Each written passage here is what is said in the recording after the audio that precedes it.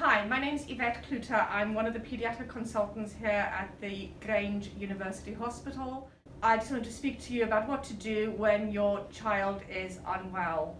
So if your child is very unwell and you are concerned, then you should dial 999 and the ambulance would bring you in here where you would be treated promptly with us expecting a sick child, and the whole team would be ready to see you.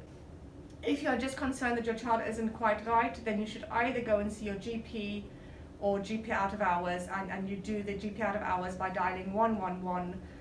If you've seen your GP before arriving, we're expecting you. We have the details. The paediatrician can give your GP advice if there's anything to do before you arrive, and because you're expected, you would hopefully be seen more promptly.